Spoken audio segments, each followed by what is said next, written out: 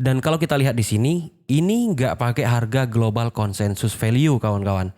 Di sini ada harganya itu 165 pi, ada 200 pi, 158 pi, dan ini menurutku ya kalau kita mau rupiahin dari harga testnet ini udah harga yang lumayan kawan-kawan. Walaupun dia nggak pakai harga GCP. Kenapa? Karena sesuai dengan aturan yang ada di Enclosed Mainnet sendiri bahwasanya tidak ada harga untuk pi saat ini. Makanya banyak teman-teman yang komplain kenapa harga di PaiChain Mall begitu mahal, yaitu karena harganya semau penjual aja. Karena belum ada patokan soal harga. Nah tapi ini udah bisa jadi bayangan kita kawan-kawan ya.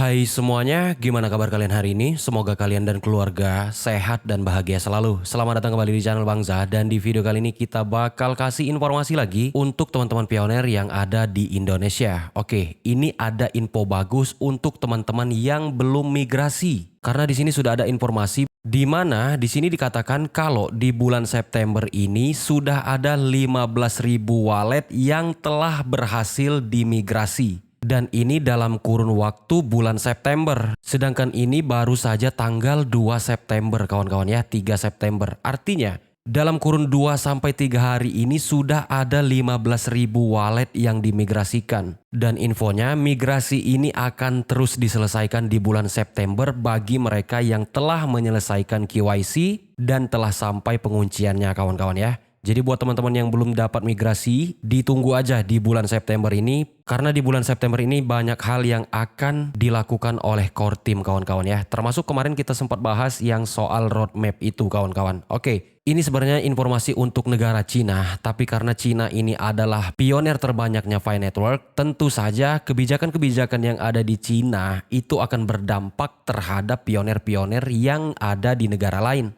Seperti yang kita ketahui bahwasanya selama ini cryptocurrency ataupun aset digital itu dilarang di negara Cina. Nah, baru-baru ini pengadilan Tiongkok secara resmi mengumumkan bahwa properti sah mata uang kripto dilindungi oleh hukum. Artinya pernyataan ini menerangkan secara tidak langsung bahwa pengadilan Tiongkok ataupun negara Cina telah melindungi aset digital berupa mata uang kripto. Nah, ini angin segar untuk pioner-pioner juga. Karena seperti yang kita ketahui bahwasanya negara Cina itu adalah pioner yang paling fanatik terhadap Pi Network. 18 jam yang lalu di sini kembali diinformasikan lagi soal roadmap Pi Mainnet kawan-kawan ya. Ini udah keberapa kalinya nih diinfokan oleh Pi News ya, bahwasanya di bulan September ini peta jalan mainnet Pi Network akan dirilis.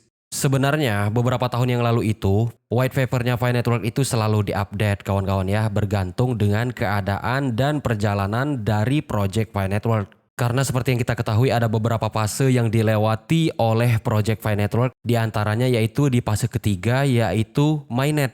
Mainnet sendiri terbagi menjadi dua, yaitu Enclosed Mainnet dan Open Mainnet, dan kita sekarang berada di Enclosed Mainnet. Dan jika teman-teman melihat di Fireside tempo hari, itu banyak banget pioner itu yang sedikit menekan ke core team untuk mengeluarkan roadmap yang rinci.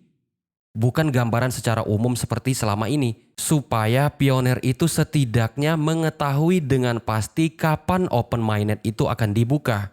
Entah misalnya 2025, 2024, 2026 misalnya. Tapi setidaknya pioner itu ingin mengetahui ada target yang ingin dicapai oleh core team setelah menyelesaikan progres. Nah, kita berharap di bulan September ini akan ada roadmap yang lebih rinci yang benar-benar bisa menjadi tolak ukur bagi kita semua pioner. Nah, itu terkait dengan informasi soal Pi Mainnet di bulan September kawan-kawan. Nah, ini ada yang terbaru terkait dengan ekosistemnya Pi Network. Selama ini kita sendiri melihat bahwasanya hackathon diberlakukan berkali-kali. Dan udah banyak juga ekosistem-ekosistem yang lulus di dalam mengikuti Pi Hackathon. Tetapi selama ini kita hanya melihat bahwasanya ekosistem-ekosistem itu hanya dapat diakses melalui Pi Browser. Dan sekarang sudah ada beberapa aplikasi yang sudah rilis di Play Store dan juga akan rilis di App Store.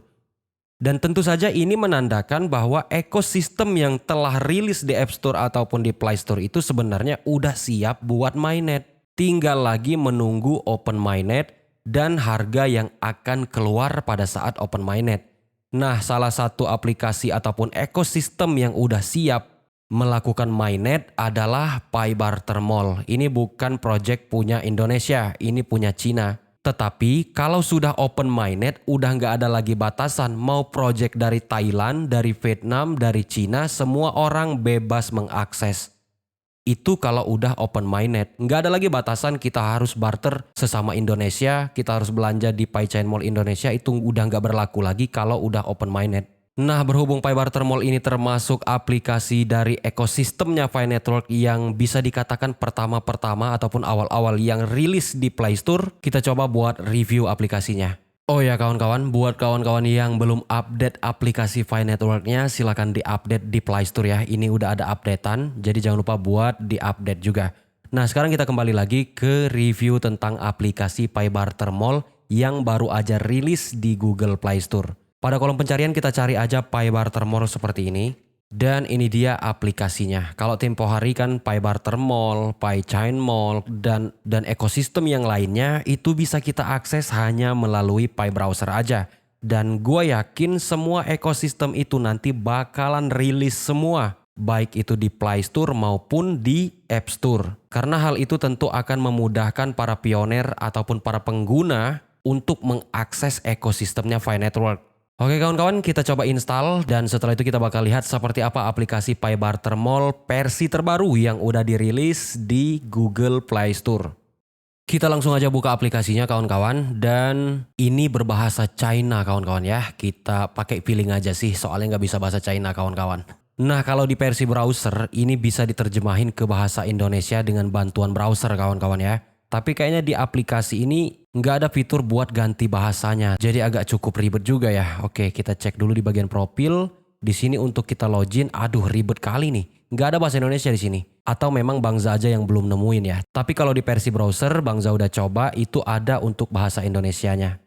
Kemudian di sini ada beberapa kategori di menu dashboard. Kemudian ada menu untuk kategori juga, tapi masih berbahasa Cina. Jadi gua pakai pilih aja. Kalau di bagian pertama ini menu untuk handphone dan aksesoris. Kemudian di bawahnya ada menu untuk pakaian.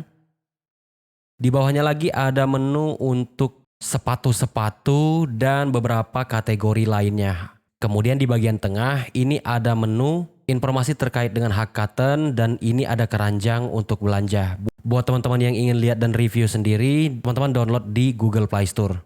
Nah, kalau kita lihat soal harga di testnet, ini masih testnet kawan-kawan ya, karena kita belum open mainnet. Jadi jangan sampai tanya apakah itu udah bisa belanja atau belum. Yang udah bisa belanja dengan real itu baru PyChain Mall.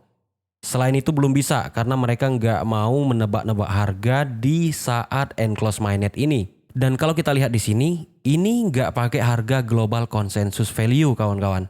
Di sini ada harganya itu 165 Pi. Ada 200 Pi, 158 Pi dan ini menurutku ya kalau kita mau rupiahin dari harga testnet ini udah harga yang lumayan kawan-kawan. Walaupun dia nggak pakai harga GCP. Kenapa? Karena sesuai dengan aturan yang ada di enclose mainnet sendiri bahwasanya tidak ada harga untuk Pi saat ini.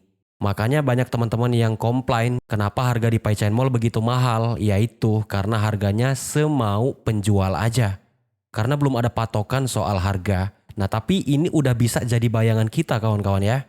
Segini aja misalnya dengan harga 158 Pi untuk iPhone 14 Pro Max ini udah termasuk harga yang murah kawan-kawan. Karena kalau kita lihat di PyChain Mall untuk iPhone 14 Pro Max itu sampai ribuan Pi Network dibutuhkan untuk membelinya.